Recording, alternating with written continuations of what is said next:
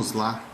Deixa eu começar aqui, esperar a Joana para mais uma live nesse dia 16 de julho. Vamos começar aqui os nossos trabalhos. Então é só aguardar a Joana chegar.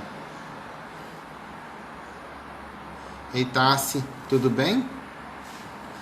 Ei, Joana. Ei, deixa eu colocar a Joana aqui na parada.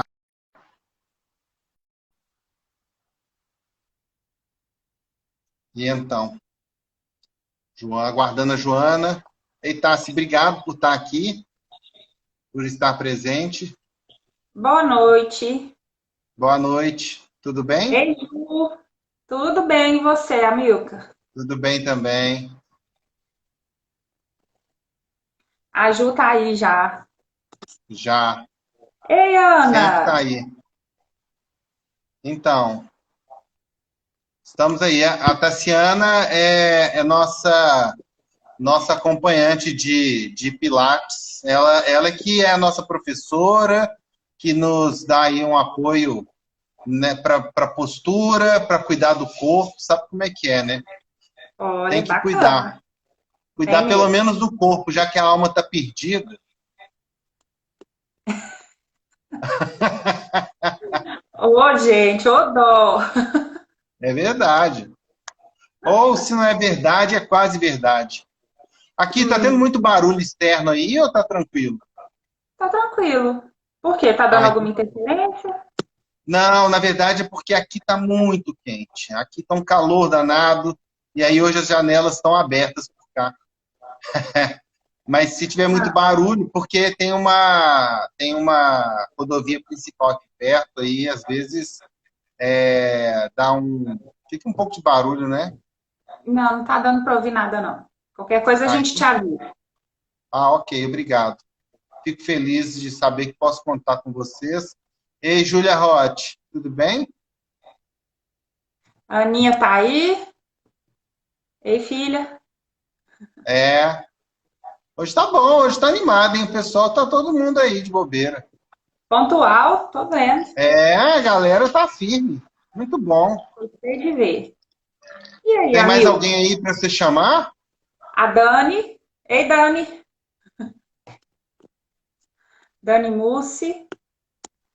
Bom, e aí, o que é que nós vamos conversar hoje? Conta para nós. Ué, na verdade, nós ficamos meio que a gosto do freguês, né? Na semana passada, a conversa seguiu aí o caminho da situação dos alunos em relação à pandemia e em relação a toda essa confusão que anda acontecendo da vida dos professores, mas hoje a gente pode voltar a falar um pouco mais sobre a questão do Enem. Olha o Segala aí prestigiando a gente. É, Muito obrigado, diretor. É muito bom meu saber que chefe, olha que estás a chique. prestigiar-nos. A gente também te admira, viu, Galinha? O Segala é uma pessoa incrível, eu gosto muito dele. Do tempo que sempre tive trabalhando ao lado dele, sempre foi muito bom. Mais importante do que concordarmos com tudo é aprendermos com o outro. E eu posso dizer que o Segala me ensinou bastante. E isso é muito legal. A Silvânia está aí também, direto de Portugal. A Liliane está aí também. Então, É, estamos aí. Segala tá no supermercado, é bom que ele vai fazer compras e melhorando aí a cultura, né? É verdade, é Tá verdade. vendo, gente? Aí, Qualquer lugar é lugar de ver live. ué, Bom, hoje em dia, né, não tem mais essa limitação, né? Eu acho que o mais interessante desse momento é podermos saber que a ideia de assincronicidade ganhou muito espaço. E quando nós temos uma forma de conversa ou de troca de informações, de ideias, de conhecimentos síncrona, né, como é o caso agora, é muito legal. E, além disso, nós temos a ideia de manutenção do que vai ser discutido aqui, do que vai ser falado, né? Então, é bacana demais, Sim, porque nós podemos continuar a conversa e essa conversa não para aqui em nós. Ela continua com com a possibilidade de estar gravada e outras pessoas depois poderem participar. Isso é muito bom. isso aí. Mas Oi, então, falando aí Titi, do que nós temos que Titi dizer, Joana, Alejandro, conta aí. diga. Não, vamos lá, né? Já que nós estamos cumprimentando o povo, vamos acabar de cumprimentar Claro. direito. Quero agradecer a A gente, presença da Liliane. Liliane é amiga, professora, sim, sensacional de inglês. Trabalhei com ela em Vespasiano, num projeto que era um convênio do Cefet. Foi muito, muito interessante. A Bárbara Gamberini, nossa aluna, minha ex-aluna, no caso, está aí presente também. Muito obrigado. E é isso. Estamos aí para falar sobre a educação no Brasil, a educação em Portugal e o Enem. E, nesse momento, retomar aí uma conversa que a gente ia discutir e que acabou passando, mas que é importante falar, que são as estatísticas do Enem.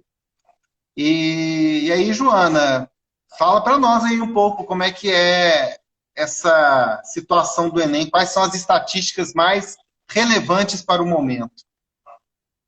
bem, eu não estou com a minha colinha, então, pois eu acho interessante a gente começar falando, né, que o Enem, ele mostra muita desigualdade social.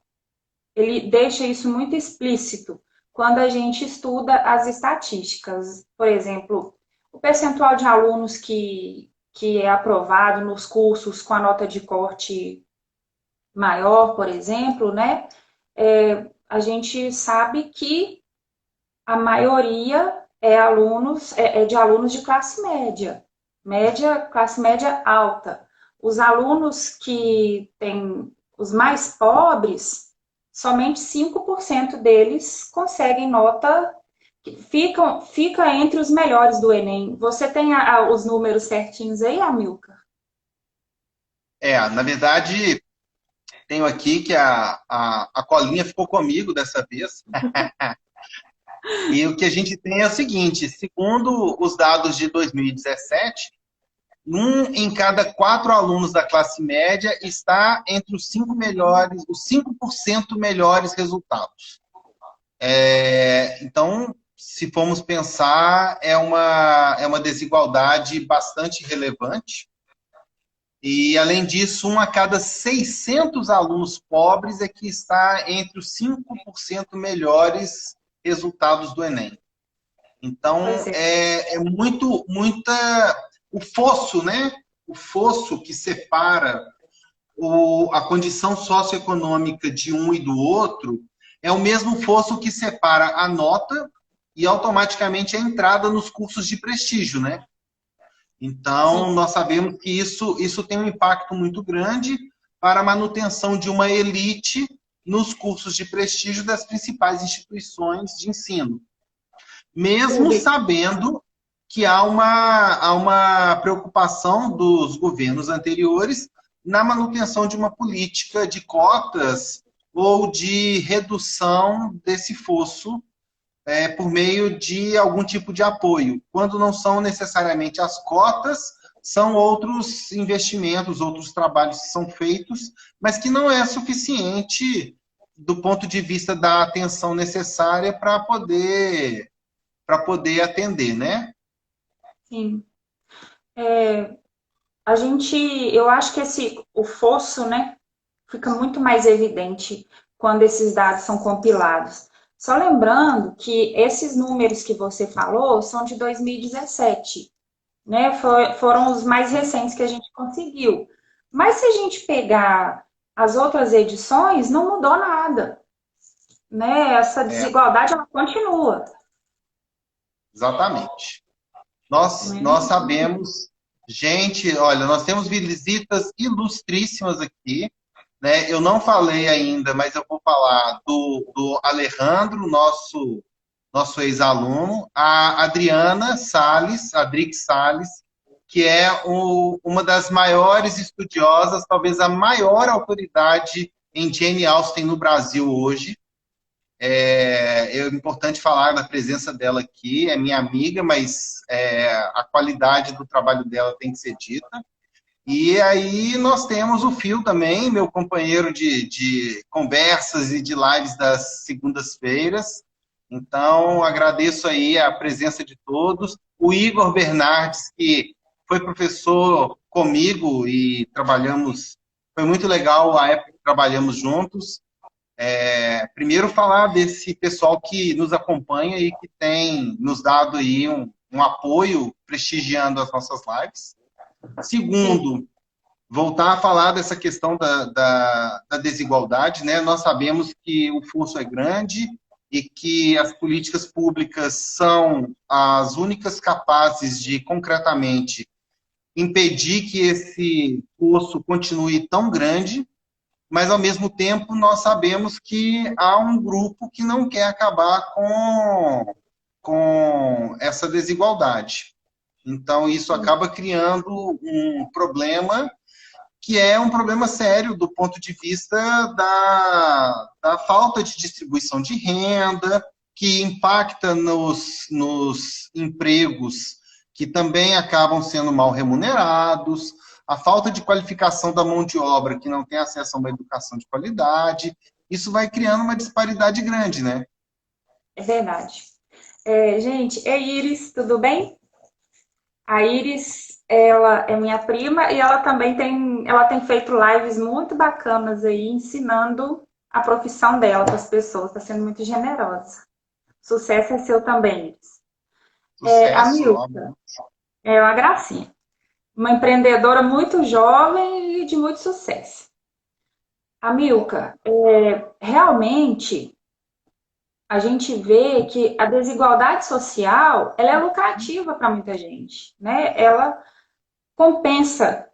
Muita gente ganha com a desigualdade, não é mesmo? Para a política, principalmente, né? Pobreza dá dinheiro. E então, falar que o Enem evidencia essa desigualdade social, quando a gente vê que a maioria dos alunos aprovados nos cursos de maior prestígio, com a nota de corte maior, é de alunos de classe média, né, que com certeza não vieram das escolas públicas ou se vieram, tiveram acesso a cursinhos, né? Então, isso realmente evidencia. Por falar nessa questão da desigualdade social, das estatísticas, a gente lembra de um tema, né, muito importante na geografia, não só na geografia, mas para outras profissões, que é a demografia, que é o estudo das populações. Isso que a gente falou aqui do Enem é estudado em demografia. Quando a gente estuda classes sociais, condições socioeconômicas, isso tudo está muito relacionado ao governo, à nossa dinâmica populacional, como a economia do país vai se comportar daqui para frente. Então, tem muito a ver. Então, Amilcar, me ajuda aí com a nossa colinha. O que a gente pode falar agora sobre isso? Só para eu ir me lembrando. Eu não sei, eu esqueci de trazer minha colinha. Não, mas não tem problema. Na verdade, o que eu quero chamar a atenção é para um dado, né, antes da gente entrar propriamente na demografia, mas um dado importantíssimo que eu tenho aqui, que é o fato de como que a reprodução de determinadas práticas acabam sendo comuns e as consequências também são. Segundo o dado que eu tenho aqui de Portugal, só para comparar, os alunos das classes mais elevadas dominam os cursos com as notas mais altas. Isso é um dado de 2019, de junho de 2019, isso tem um ano, mas é o resultado de uma pesquisa que foi feita e que mostra, mais uma vez, como que esse processo de desigualdade está presente em qualquer parte do mundo. Então, nós sabemos que essa desigualdade não é um privilégio e não é um demérito apenas do Brasil, mas é algo que acontece em vários países, em diversas situações, e que nós temos como uma característica que cria um fosso, não apenas separando ricos e pobres, mas eu acho que principalmente mantendo essa divisão com uma má distribuição da renda. E quanto menor é o índice de formação, de educação desses países, o que nós vemos são países com estrutura que levam as pessoas a terem condições cada vez mais precárias. Né? Isso fica, para mim, muito evidente quando eu vejo que aqui em Portugal a educação, que teve um grande avanço nos últimos anos e principalmente nas últimas décadas, né? Aqui em Portugal falam muito do famoso 25 de abril de 1974, quando houve a Revolução dos Cravos, e acabou com a ditadura do Salazar. Mas, além de comemorar essa data, o que se vê é um grande crescimento do ponto de vista dos direitos, das igualdades e da educação. Mas, embora tenhamos um grande desenvolvimento, ainda temos um fosso muito grande. Muito grande. Né? O Brasil viveu uma condição muito positiva durante os governos que se preocuparam com as condições sociais, né? Em especial durante o primeiro e o segundo governo do Lula. Nós tivemos um grande investimento aí em uma série de políticas públicas importantes, que não estou aqui para julgar se foi bom, se foi ruim, em todos os aspectos. Mas do ponto de vista de políticas públicas, fez muita diferença, ajudou e apoiou muita gente, entretanto, não foi suficiente para superar todo esse fosso, né? E aí, falando sobre a questão dessa situação, né, de dados demográficos, o que eu posso dizer é que a demografia aparece, pelo menos na minha área, no mínimo com uma distância grande de 8 anos, quando eu olho para a demografia e vejo que o Enem, que falou sobre imigração, foi no tema de redação de 2012. Sim. A demografia, em porcentagens no Enem, em relação a outros assuntos, a gente tem, desde 2009 até 2017, somente menos de 6% das questões de geografia abordam a demografia. Ei, Lucas. Ei, Daniel. Bom, aí uma conversa nossa, né, Amilcar, nos bastidores, por quê? Por que será que a demografia ela é tão deixada de lado aí no Enem? Eu tenho para mim que, por ser um exame nacional, em vestibulares de outras instituições que ainda fazem vestibular, a demografia aparece muito. E são questões muito interessantes que nos fazem pensar mesmo nessa dinâmica, no que está acontecendo. O problema é que a demografia ela explicita muito, ela fala muito do governo, né, das políticas públicas. Se eu tenho dados demográficos muito negativos, no sentido de socioeconômico, se a taxa de natalidade está alta, de mortalidade infantil está alta, se a taxa de fecundidade daquele país ainda é alta, coisas que a gente vai falar daqui a pouco, isso mostra muito de um governo, de um lugar. Então, sim, eu acho que é meio que evitar propaganda negativa. Não aparecer a demografia. Sendo bem clara. Na verdade, é uma maneira de se proteger, né? O que nós vemos é uma prova que, embora tenha uma certa liberdade no seu processo de elaboração, mas tem determinados assuntos que são bastante espinhosos, né? Elas acabam expondo um problema de uma maneira muito evidente.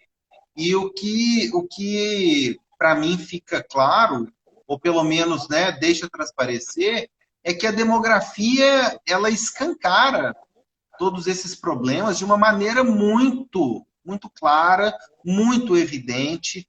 Ela expõe todo esse processo, não apenas o processo de desigualdade socioeconômica, mas principalmente de problemas de distribuição de renda, cobrança de impostos de quem tem condições de pagar esses impostos, como se todos pudessem pagar dentro das mesmas faixas, né, os mesmos valores, e até mesmo uma certa inação do governo, porque uma vez que os problemas existem, o que nós vemos é um governo que não está atuando concretamente naquele problema. Lembrando, né, Amilcar, o Enem existe desde 2019. Só para ninguém achar que a gente está criticando o atual governo. Isso acontece desde 2009, né? O Enem como processo seletivo nacional, né? Porque ele existe desde 98, para ser bem preciso. O primeiro Enem foi de 98. Eu participei da primeira edição, né? Eu estava me formando no ensino médio. Bom, então, assim, não é esse não aparecer no Enem não é de agora, viu, gente? Que isso fique claro, isso vem ocorrendo desde 98. Ei, Rafa, tá? Então, só para ninguém achar assim, não estou enaltecendo nenhum governo. Eu só acho que não acontece, não aparece muito por isso. Ninguém é obrigado a produzir provas contra si mesmo, né? Eu acho que ele usa um pouco desse pressuposto. Bom, eu comentei, né, sobre taxa de fecundidade, de mortalidade infantil. Para vocês terem uma ideia, que tem tanto a ver com governos, foi publicado um estudo que lugares em que há mulheres na política, as taxas de mortalidade infantil estão diminuindo.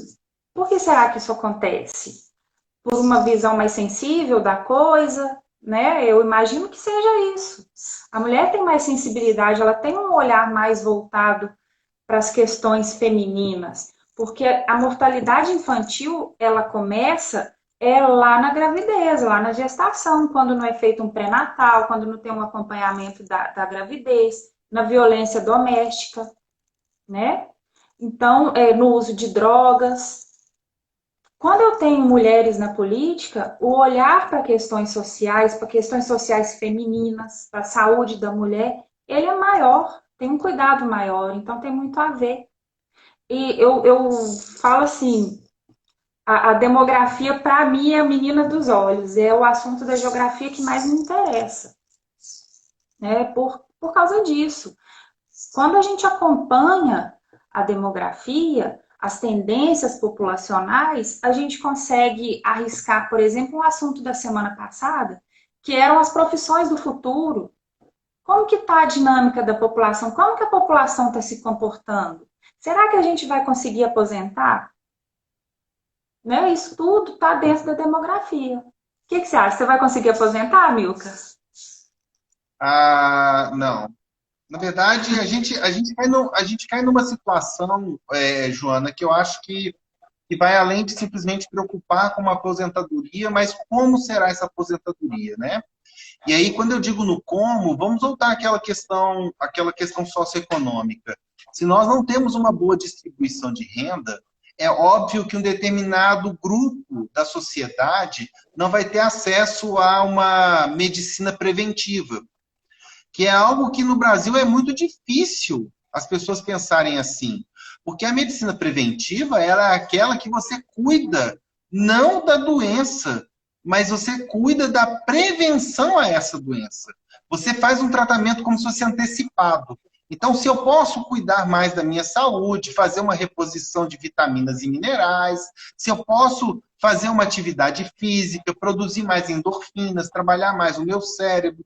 Então, essa postura é algo que nós não vemos com muita clareza num país em que as pessoas têm um salário mínimo que é muito difícil sobreviver só com ele.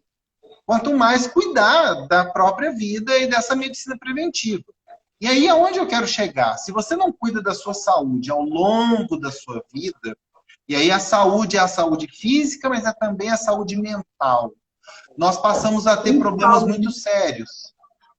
Porque hoje os trabalhadores estão todos muito sobrecarregados, não apenas em função da pandemia, mas também por causa dela, uma vez que os trabalhos foram todos importados para dentro das casas e automaticamente passamos a ter uma série de pressões, de dificuldades e de compromissos e obrigações com resultados que antes não eram resultados cobrados.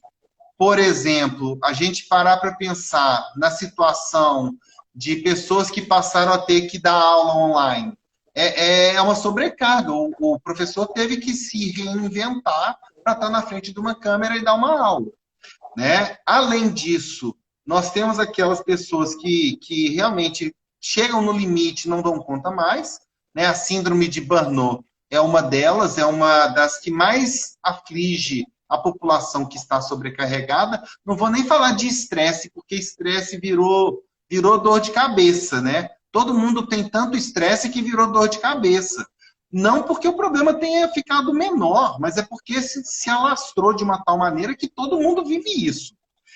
E, por consequência, voltando à questão da aposentadoria, como é que se pensa em aposentadoria se você não teve esse cuidado? As pessoas que têm problemas mentais, que têm um Alzheimer, precisam de atenção. As pessoas que têm dificuldade de mobilidade precisam de atenção. E aí, atenção não é ter um prédio de 3 andares sem elevador, porque isso não vai resolver nada se a pessoa tem problema de mobilidade. Não é levar a pessoa a ir a posto de saúde quando ela tem que ficar lá horas aguardando um atendimento e ela tem algum tipo de problema que ela não pode ficar lá. Então, há uma série de consequências aí com essa falta de política pública. E com isso, nós passamos a ter essas dificuldades que, na minha opinião, acabam levando a não ter uma perspectiva de aposentadoria, né? Não apenas por causa de ficar parado, mas porque nós temos que cuidar muito mais da nossa saúde para chegarmos até lá. A Dani está comentando aqui que, infelizmente, a medicina preventiva ainda está muito longe de ser realidade da população ocidental. Ela fala isso, ela trabalha com medicina oriental, ela trabalha com acupuntura, A Dani é maravilhosa, gente.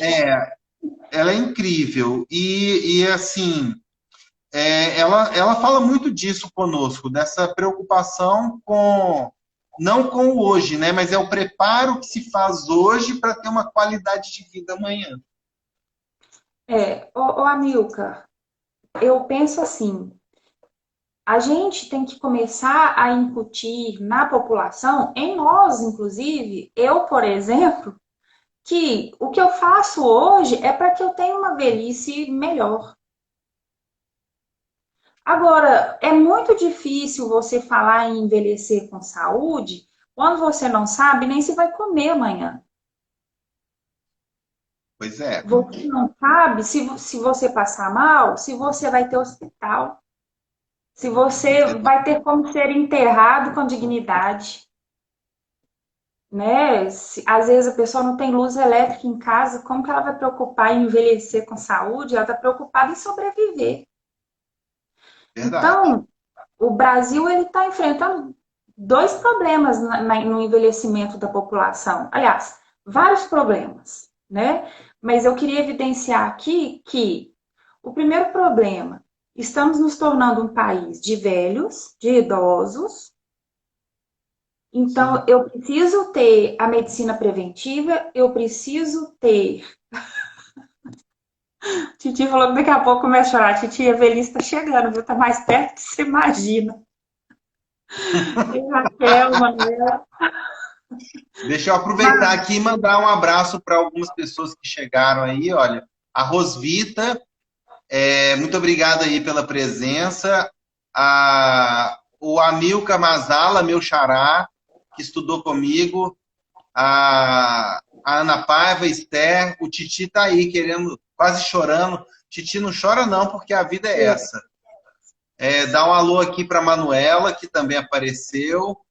A Raquel do Bolo no Pote, maravilhoso. E Lauane. Chegou muita gente. Obrigada, pessoal. Obrigado aí pela presença, pessoal.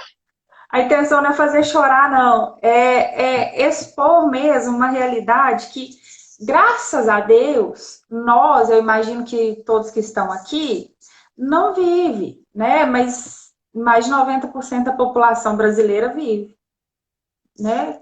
Eu tenho plano de saúde, se eu adoecer, eu tenho para onde ir, né? Mas é uma preocupação de muitos pais de família. Tanto é que a gente tem visto aí. Depois eu vou ver esse filme, Que Horas Ela Volta. Eu acho que eu já vi. Vou procurar hoje ainda, Titi. O que ele fala? Digita aí para eu ver.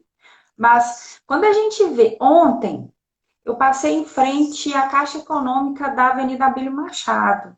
E sem mentira, Amilca, sabe aquela expressão, a fila dá a volta no quarteirão? Sei. A fila estava dando a volta no quarteirão.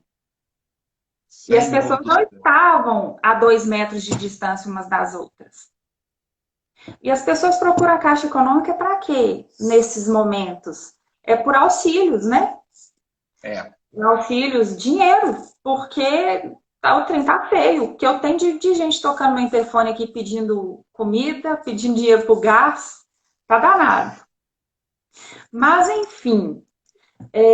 Então, assim, estamos envelhecendo e não estamos preparados para isso. Porque para eu ter uma população idosa saudável, eu preciso ter o Pilates que você faz, a medicina que a Dani pratica, né, a medicina oriental. Eu preciso ter uma saúde mental muito boa para eu não ter que me afundar em remédios, para eu não ficar senil mais para frente. Gente, envolve muita coisa.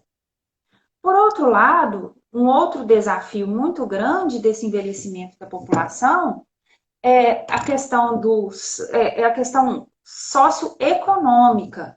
Como é que eu vou pagar a aposentadoria para esse tanto de gente? Porque se eu estou tendo mais idoso e menos jovem, quem é que vai bancar o INSS dessa galera? Pois é. Pois é. E essa taxa de fertilidade nos países desenvolvidos é uma taxa baixíssima.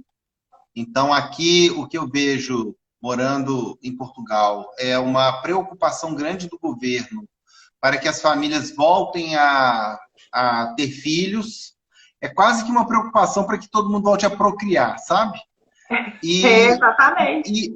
Mas aí é que tá, não é uma preocupação apenas pelas crianças, é uma preocupação para a manutenção da força de trabalho, automaticamente da arrecadação de impostos e ainda uma preocupação com a manutenção daquele país e daquela cultura. Aqui em Portugal há um fenômeno muito sério, que eu, depois que eu vim para cá, e depois de ter ouvido isso em algumas atividades e em universidades distintas, eu consegui ter certeza de que isso acontece. Aqui em Portugal há um fenômeno do esvaziamento da porção continental do país. Então, se a gente fosse pensar no país como uma prancha de surf, seria como se todo mundo ficasse de um lado só.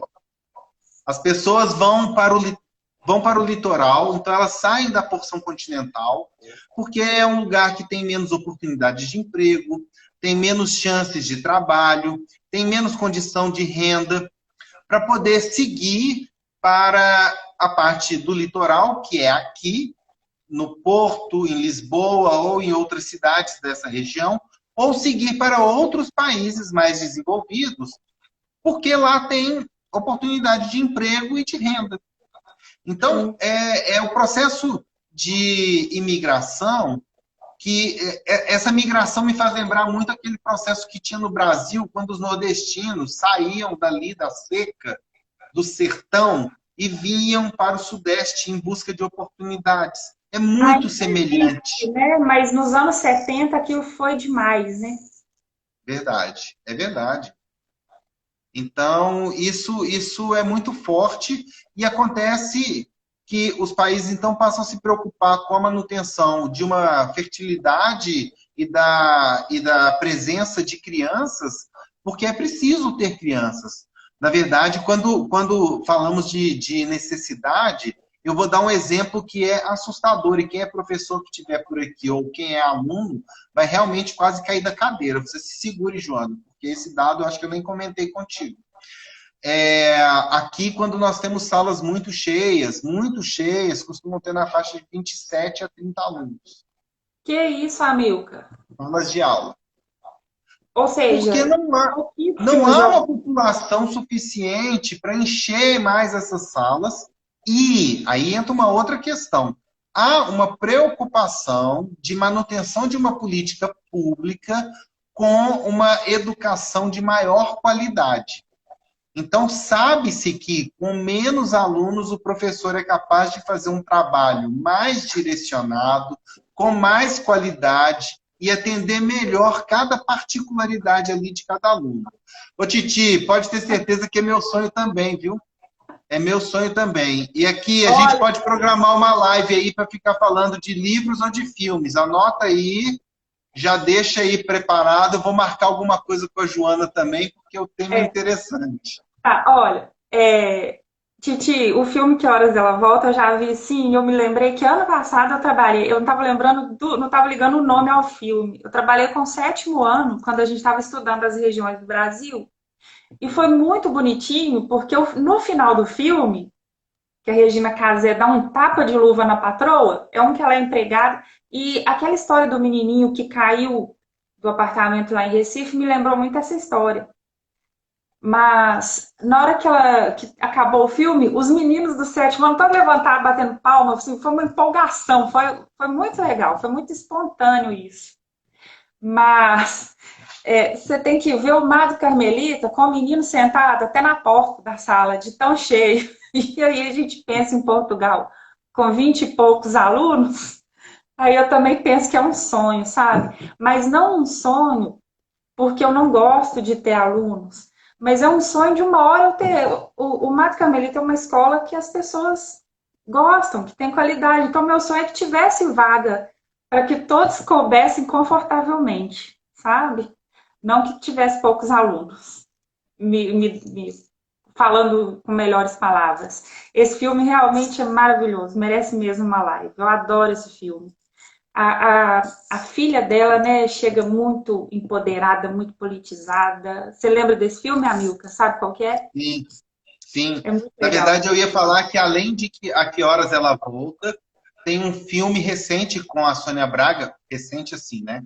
Não é do ano passado, mas é relativamente recente, que se chama Aquários, que eu também recomendo para a gente ver como é o processo de poder econômico se colocando numa posição de dono de qualquer espaço e que vai tentando criar uma situação para fazer valer a sua vontade, sabe? Eu recomendo muito esse filme porque o Aquarius vai mostrar um pouco essa questão da desigualdade socioeconômica do ponto de vista do poder e da opressão. E olha que nós estamos falando de um momento que já é um país democrático, a descrição do filme é de um Brasil contemporâneo. E essa prática ainda existe em vários aspectos. Então, eu acho que se alguém quiser ver uma dobradinha aí de filmes brasileiros de ótima qualidade, seria A Que Horas Ela Volta com a Regina Casé e o Aquários com a Sônia Braga. Elas estão assim sensacionais nos filmes, como se não bastasse a atuação, o enredo, a construção do enredo, tudo muito bom, muito, muito bom, recomendo. Amilca, sabe, filmes maravilhosos que contam muito da realidade do brasileiro são os filmes dos Trapalhões, lá dos anos 80, 70. Você quer É melhor verdade. aquele uma cena dos saltimbancos que eles todo dia comem macarrão puro e o Zacarias vê um cachorro e fala, cachorro? O cara não É, aguenta mais comer macarrão, sabe? Assim, os filmes deles também são muito, apesar da graça toda, sempre teve um cunho ali de crítica social, sabe? sim, Mas é eu verdade. gosto muito de trabalhar filmes. Eu tenho visto muitos indianos. Os indianos também, eles, como a Índia é um país de muita pobreza, né? Os filmes eles têm mostrado muito isso. Tem um que chama Homem Absorvente, que é muito legal. Padman. E é verdade, é uma história verdadeira. Lá na Índia não se tem Uau. muito costume de usar absorvente íntimo, né? Então as mulheres se viram como pode, é um assunto muito proibido, e isso está causando infertilidade lá, por causa de Ah, é? infecções. É. E Uau. aí, esse homem, apaixonado pela esposa, ele inventou um absorvente de baixo custo. Lá é muito caro o absorvente, além de ser um tabu. E aí ele inventou, e aí ele deu palestra até na ONU, né? Ele foi premiado e tal. Mas é um filme com uma pegada também de comédia, mas muito legal. Padman, Tá Homem anotado aqui Absorvente. também. Tá anotado Assiste aqui aí que você vai também. rir demais, é muito legal. Pode deixar. Eu quero aproveitar aqui para cumprimentar o meu querido amigo Wilsinho, Swing da Lua. Wilsinho, muito obrigado por estar aqui nos prestigiar. E Carla Luísa, ex-aluna, que está sempre também trocando uma ideia comigo. Gosto muito dela. Um grande abraço. Muito obrigado também por estar aqui participando e prestigiando. E é isso aí, galera. Vamos. Eu até vou propor a quem estiver aí participando que dê sugestões de filmes. Eu acho que a indústria cinematográfica brasileira é uma indústria muito injustiçada em vários aspectos, porque nós temos excelentes filmes em todas as épocas, embora tenhamos durante o período dos anos 70 e até meados dos 80 filmes que são de gosto duvidoso, mas nós temos filmes realmente muito bons e com toda a precariedade que ela vive, nós temos uma oportunidade de ver os filmes com a cara do Brasil, que falam muito da realidade do país e que abordam de várias maneiras os problemas e as dificuldades. Então, é bem interessante ter essa oportunidade. Eu acho que, nossa, e assim, eu sou meio. Eu não vou me considerar um cinéfilo, porque eu acho que eu preciso ainda aprender muito.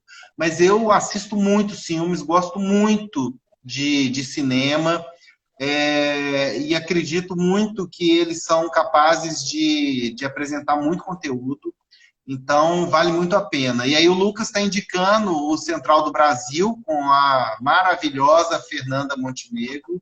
Filme lindíssimo, lindíssimo, que vale muito a pena assistir, porque também é um filme que retrata bem o nosso país e o que as pessoas fazem de mais inacreditável para ganhar dinheiro, como escrever carta.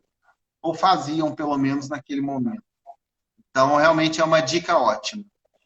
Mas eu Mas, enfim, acredito que ainda exista quem faça, quer dizer, o WhatsApp ajudou, desculpa a interrupção, né? O WhatsApp no Mandialdo ajudou muito as pessoas que não sabiam se comunicar por carta, né? Então eu acho que ainda existe essa dificuldade aí. é verdade, é verdade. Só aproveitando mais um comentário, o Titi falando que quando ele deu aula pela primeira vez, ele pegou turma de 46 alunos. O Titi, fica tranquilo, eu cheguei a pegar turma de 52, então estamos junto aí nessa lida, e não é fácil não.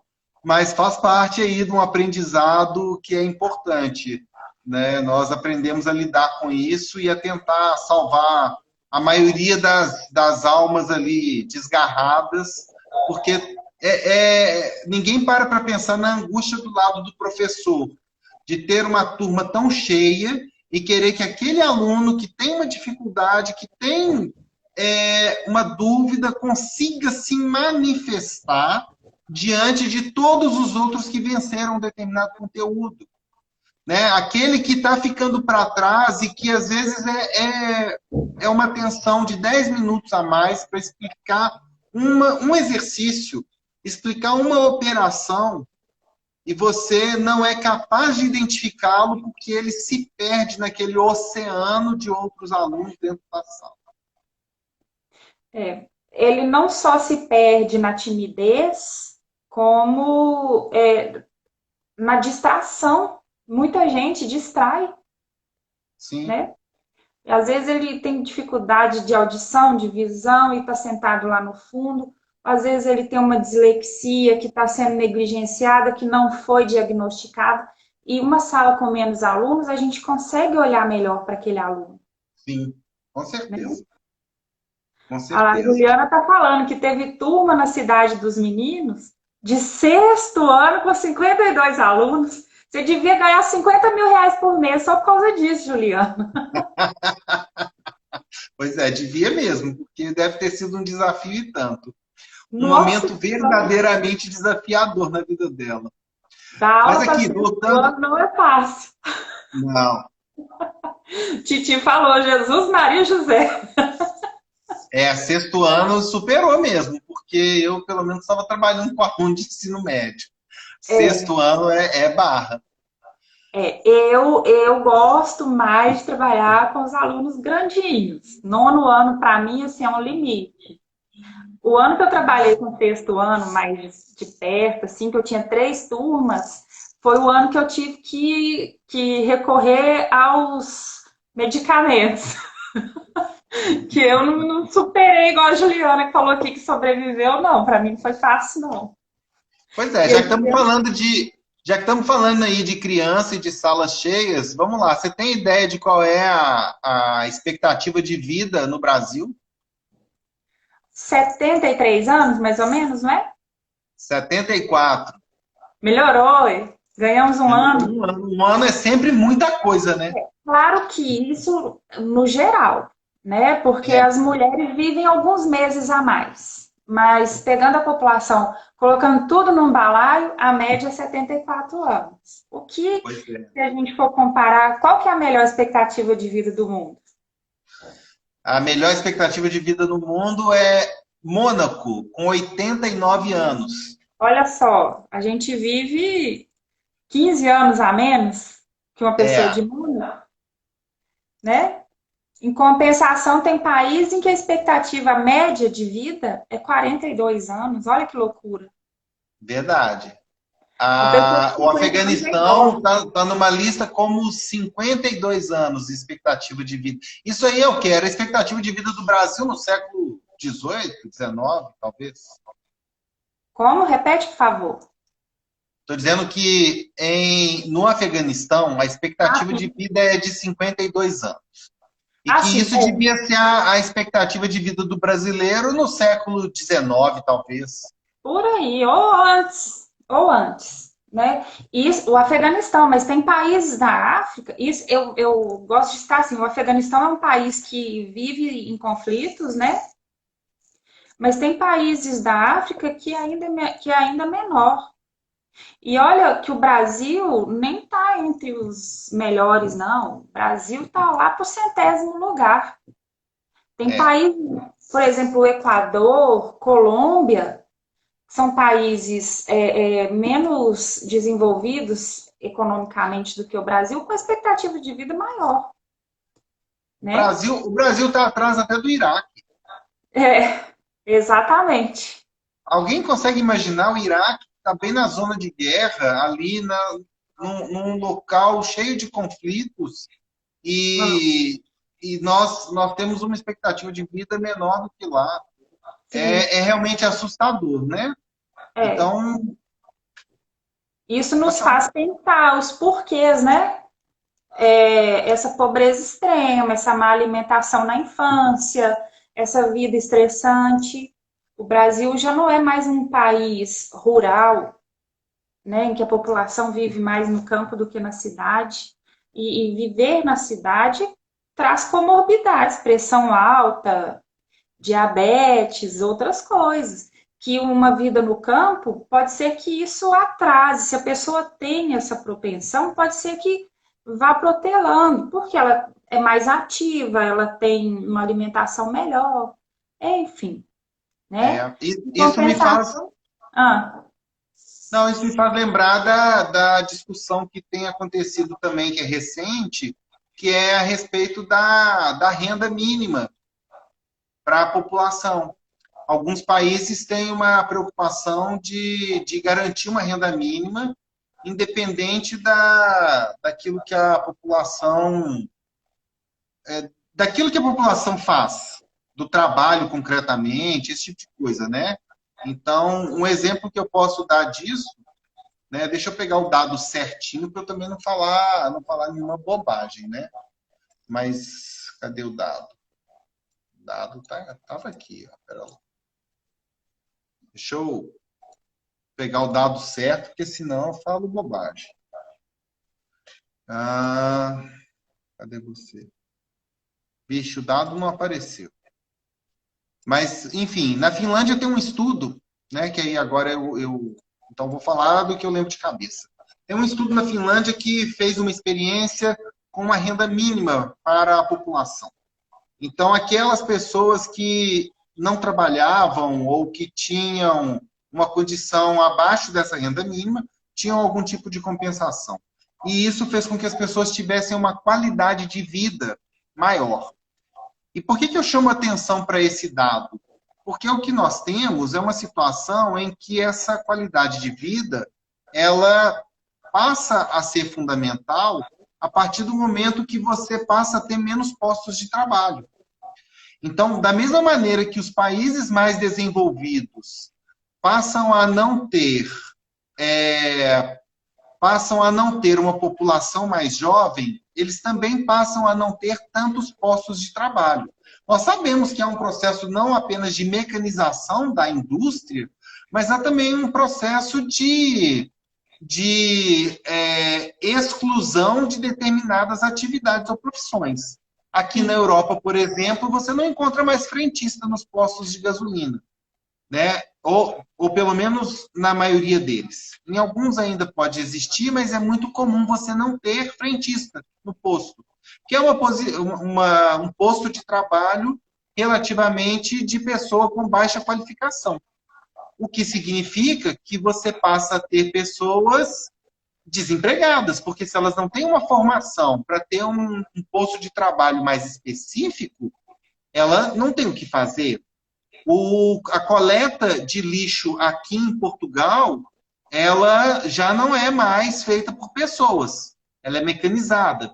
A Manuela está falando, não há mais cobrador nos autocarros. Os autocarros são os ônibus. Então, a gente não tem cobrador. É o próprio motorista que vai lá e recebe. E muitas vezes a pessoa tem só um cartãozinho, que ela vai, coloca na máquina e entra. Né? Essa situação também eu vejo em outros países, né? Já tive a oportunidade de ver o tram lá na França, ou em várias cidades da França, em várias cidades da Holanda. Você também compra, às vezes, um cartão e usa aquele cartão, pode ser, às vezes, um cartão diário, por exemplo, com viagens ilimitadas que você compra e usa e não tem quem cobre aquilo dentro do meio de transporte, né? Aqui também a gente está passando por esse processo, né? Pelo menos nos autocarros, nos ônibus. Mas a tendência é a super especialização do trabalho. Se uma pessoa hoje, e são estudos reais, né? Se concurso superior, a chance de você ficar desempregada no futuro já está enorme, imagina uma pessoa que está só com nível médio ou fundamental, né? Pois é. Então, a gente tem que pensar nisso. Mas eu acredito assim, o problema do desemprego lá é justamente a falta da mão de obra especializada, falta de jovens, e isso aí aumenta a questão da imigração ilegal, porque os imigrantes vão para lá fazer o trabalho que ninguém mais quer, ou que não tem mais quem faça. A gente estava falando, né, lá na Inglaterra, por exemplo, no Reino Unido, quem é que vai cuidar dos idosos? Quem é que vai fazer o trabalho para eles? Então, essa preocupação dos países, ela é válida de aumentar a taxa de fertilidade das mulheres e, assim, aumenta a taxa de natalidade, porque, de acordo com a ONU, a quantidade ideal de filhos que um casal tem que ter é de 2,1. O que isso quer dizer? A cada 10 casais, a gente ter 21 crianças nascidas. Por Uau. quê? As duas crianças vão substituir os pais, ou seja, vão trabalhar no lugar deles. E eu tenho uma para substituir caso a outra morra. Olha só que loucura, a lógica, né, da estatística. Que Então loucura. eu tenho que ter uma reserva de menino, eu tenho que ter um menino reserva aí a cada 10 casais.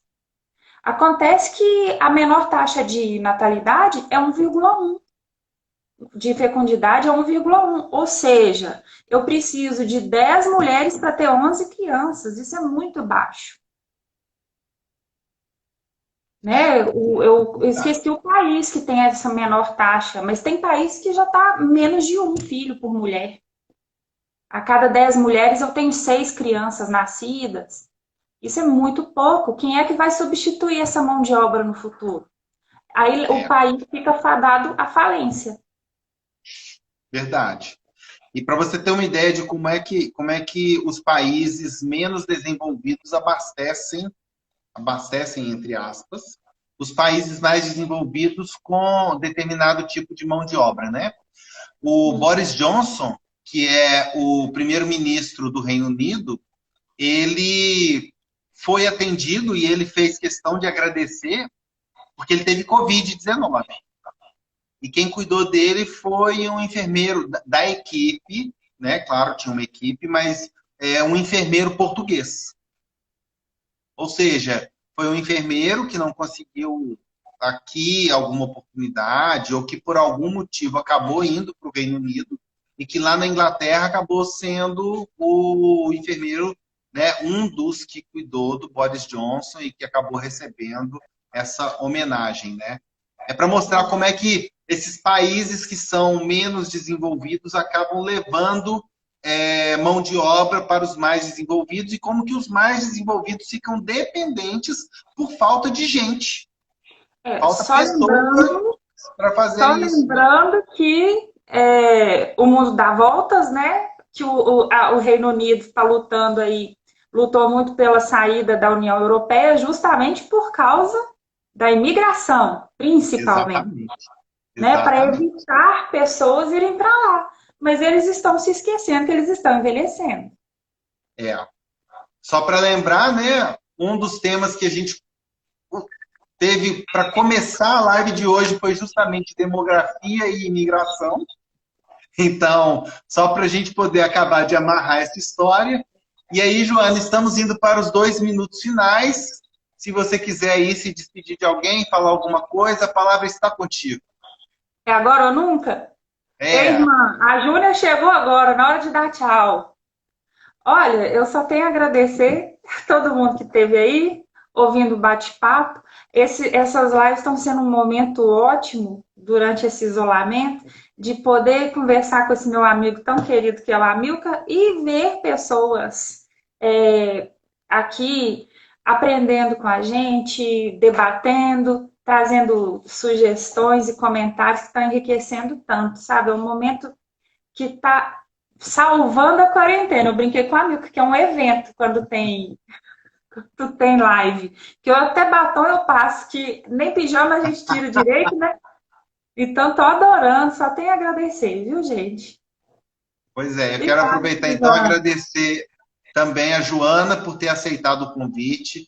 Tem um mês, Joana, que nós já estamos nessa conversa, nesse bate-papo, e esse encontro semanal contigo é sempre muito bom, não apenas porque nós temos a chance de conversar, mas também porque nós temos a chance de debater e de dar voz a quem está aí do outro lado e que participa e que são sempre pessoas queridas.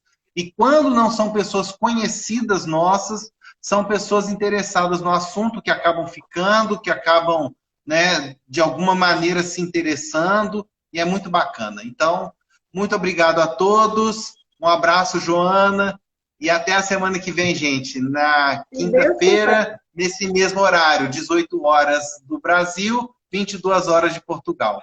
Um grande Gente, abraço. todo mundo em casa, por favor, viu? Beijão.